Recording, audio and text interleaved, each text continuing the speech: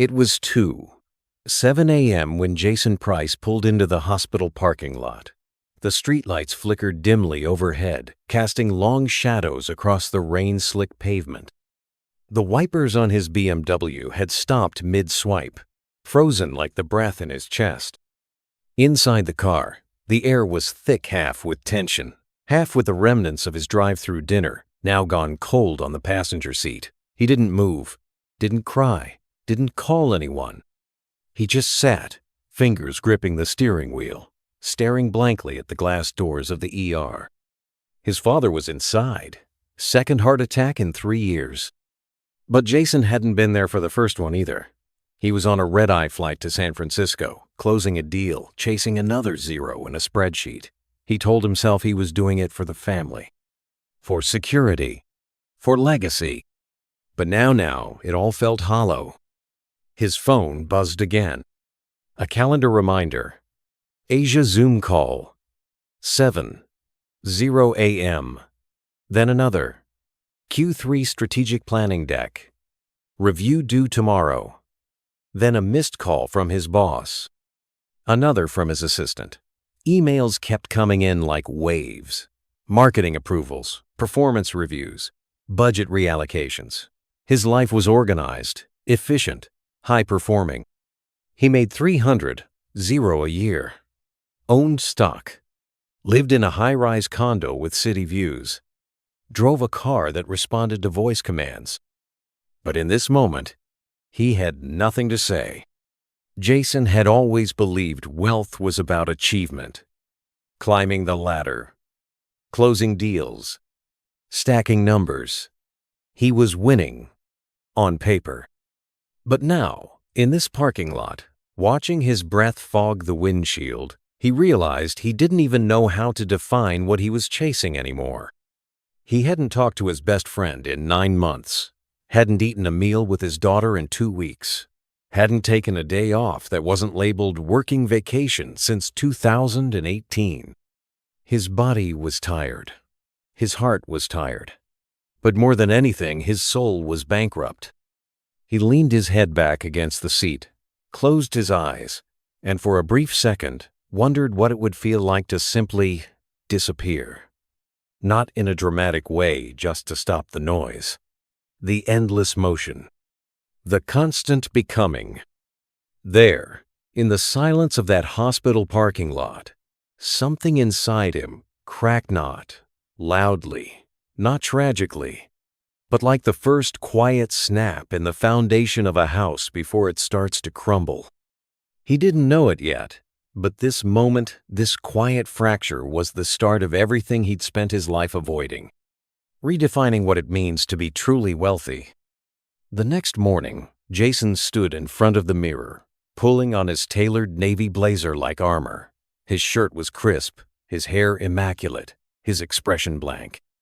He dabbed concealer under his eyes, trying to cover the truth. He hadn't slept. Not really.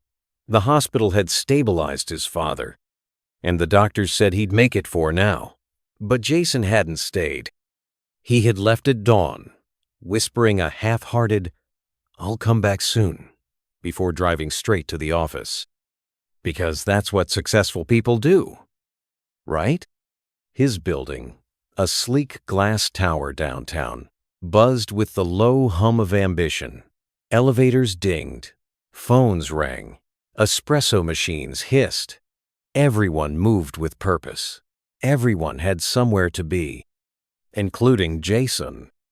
By 8:15 a.m., he was in the boardroom, delivering Q3 projections like nothing had happened.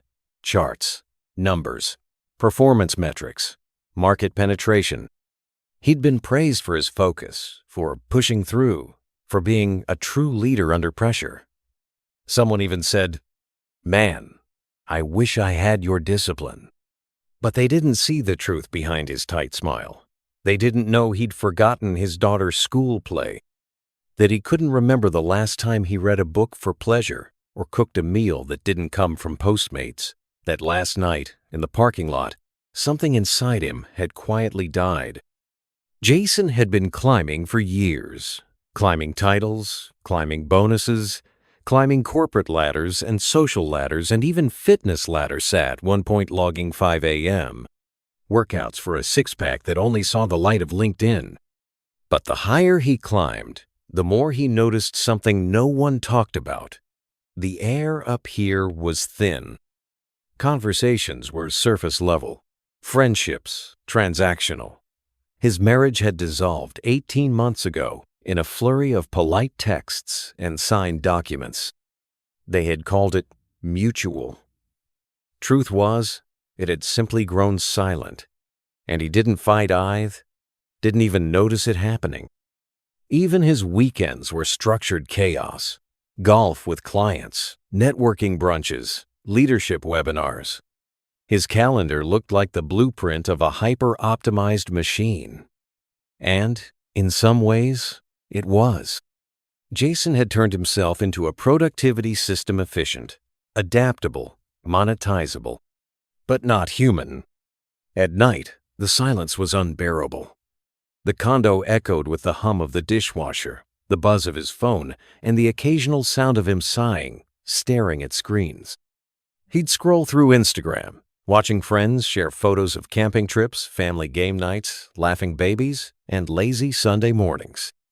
He'd scoff that kind of life was for people who didn't want to build something. Or was it the life he had traded away?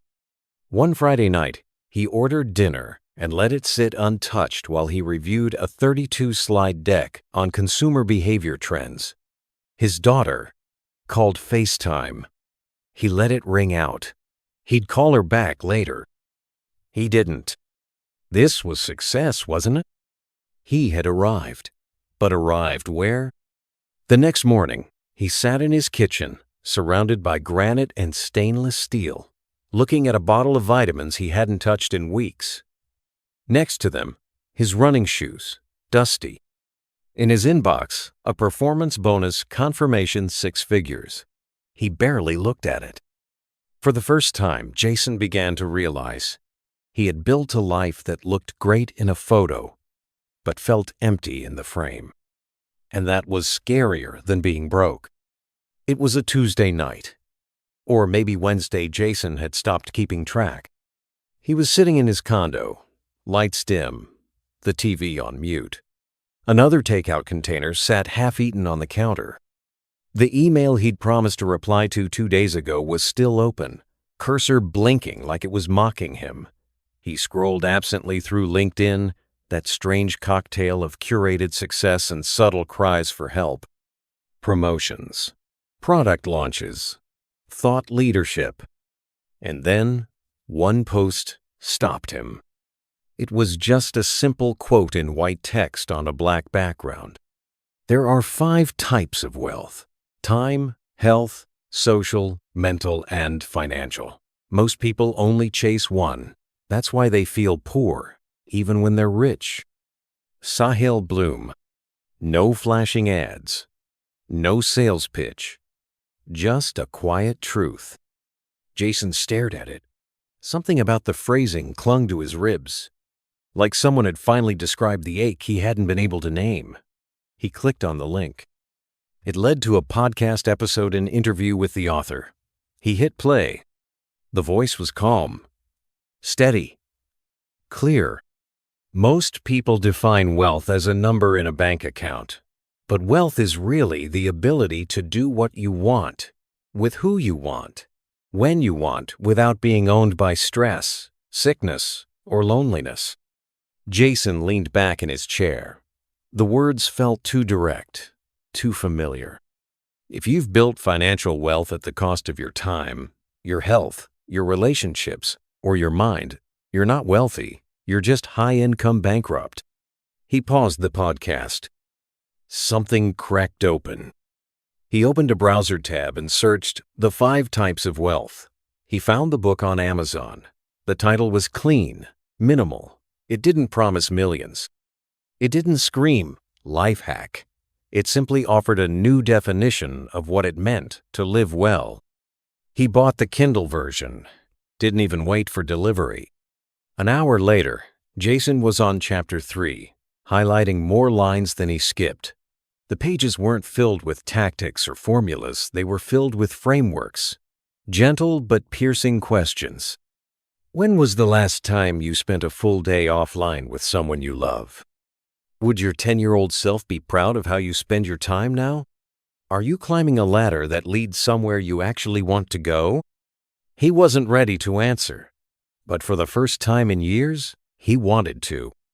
Jason stayed up until 2 a.m. reading. His inbox stayed closed. His phone stayed face down. It wasn't lightning. It wasn't epiphany. It was something quieter but stronger. Permission. Permission to reconsider. Permission to realign. Permission to let go of the life he had built by default and start thinking about the life he could design on purpose. By the time the sun cracked through the blinds, Jason had underlined a sentence 3 times. True wealth isn't built, it's balanced. He didn't know exactly what to do next, but for the first time in a long time, he knew he couldn't keep doing what he was doing. And that was the beginning. Change always sounds beautiful in a book. Clean, logical, empowering. But in real life, change is awkward, loud, sometimes humiliating. Jason had finished reading The 5 Types of Wealth in 3 nights. He had underlined paragraphs, written notes in the margins, folded down pages. At one point, he even thought about printing the 5 types of wealth and taping them on his bathroom mirror. But Monday came and reality hit like an algorithm. His assistant booked back-to-back meetings. Slack was a storm. His boss called early to brainstorm Q4 vision alignment. A fire broke out in the supply chain team. And just like that, the old machine kicked back into gear. By lunchtime, he was buried in a spreadsheet, poring over quarterly revenue goals. His phone buzzed with a text from his daughter's mom. "Hey, just a heads up, Emma's recital is Friday at 6 p.m. She's really hoping you can make it." Jason stared at it. He typed, "Wouldn't miss it for the world," then deleted it. Then typed, "I'll try my best," then deleted that too. He didn't reply at all. He told himself he was overwhelmed, that he just needed to survive this week. Then he'd recalibrate, maybe after the board meeting, maybe after the product launch, maybe after everything stopped being urgent. But deep down, he knew it would never stop. He remembered something from the book. If you don't deliberately define your wealth, the world will define it for you. Jason wanted to believe he could change, that he could shift priorities without burning bridges or losing ground. But the whispers in his head were louder. You'll fall behind. You'll look soft. You can't just pull back now. They expect you to lead. This is how you've always done it. Old wiring, deeply installed. Still, something inside him had changed. Even if he wasn't living differently yet, he was seeing differently. He started noticing the tiny costs he used to ignore, the way his heart raced during Sunday nights, the pang in his chest when his daughter called him Mr. Busy, the way he used to admire his own calendar, and now it just felt like a trap. At night, he'd sit in bed, the book open on his lap, but unread. He'd stare at the ceiling. He wanted to act. He wanted to start. But how do you unwind a life you've spent 20 years constructing? He tried small things. He blocked off 1 hour on Wednesday mornings, just labeled it thinking time. His assistant asked if it could be moved. He almost said yes, then didn't. He turned down a dinner invite with a group of investors and went home early. He sat at the kitchen table, heating up leftovers, alone. It didn't feel transformative. It just felt unfamiliar. He downloaded a journaling app. He stared at the blank page. He typed, "I don't know what I'm doing," and closed the app. This wasn't a breakthrough. This was the storm before it. But Jason was beginning to learn that resistance is a sign you're getting close to something real. And slowly, the voices in his head began to lose their grip, because a new one had joined them. quieter, but persistent. What if the life you've been chasing isn't the life you really want? The first step wasn't dramatic. Jason didn't quit his job. He didn't post a manifesto on LinkedIn. He didn't move to the mountains or delete all his social media accounts. Instead, he changed a calendar event. It was a recurring Friday meeting 6:30 p.m. Strategic alignment sync. It had crept into his schedule months ago, slowly consuming what used to be dinner with his daughter. He hovered over it with his mouse, then clicked decline. No explanation. Just no. It felt small, but to Jason, it felt like rebellion. That Friday, he picked up Emma from school. She was holding a paper crown she'd made in class and a glitter-covered recital program with his name scribbled on the bottom. Reserved for Daddy. She looked up at him and said, "I thought you'd forget again." He didn't know whether to smile or cry. They ate burgers in the car after the performance. She sang songs from the recital while dipping fries in ketchup. He didn't check his phone once. He didn't even bring his laptop. That night, after she went to bed, he sat on his balcony with the book again. He wasn't reading it now as theory. He was reading it as a blueprint. Jason decided to try an experiment. For 1 week, he would live like time was his most precious form of wealth, not money, not status, just time. So he started blocking it. Mornings were for quiet. No email before 9 a.m. Midday breaks were sacred. Walks without AirPods. Lunch away from his desk. Evenings were for connection calls with old friends, or sometimes just undistracted dinners by himself. He turned off notifications. All of them. He wrote a sticky note on his mirror. Schedule joy like you schedule work. It wasn't easy. The first few days, he twitched for his phone like a smoker reaching for a forgotten pack. He almost broke the experiment twice once when a client texted at 6:00 a.m. Years another when a director passive-aggressively emailed, "Didn't see you in the call just now. Everything okay?" He was tempted to explain, to justify, to over-apologize. But instead he replied simply, "Yes, I was with family. We're aligned for next steps. Let me know if anything's urgent." Something strange happened. No one fired him. The world didn't collapse. In fact, some people followed his lead. His head of product wrote, "I've been wanting to do the same. Thanks for setting the tone." It wasn't a revolution, but it was a ripple. And then came the tougher steps. He reviewed his finances not to optimize ROI, but to assess freedom. How much would he need to feel unpressured? To say no? To walk away, if necessary? He met with a therapist, something he'd delayed for years. In that first session, he said something he hadn't said out loud before. "I don't want to just build wealth. I want to build a life I'm not afraid to live." He started journaling. It was awkward at first. His handwriting was messy. His thoughts, messier. But slowly, patterns emerged: what gave him energy, what drained him, what he wanted more of, and what he needed to release. He made a list of people he hadn't spoken to in over a year, people who mattered.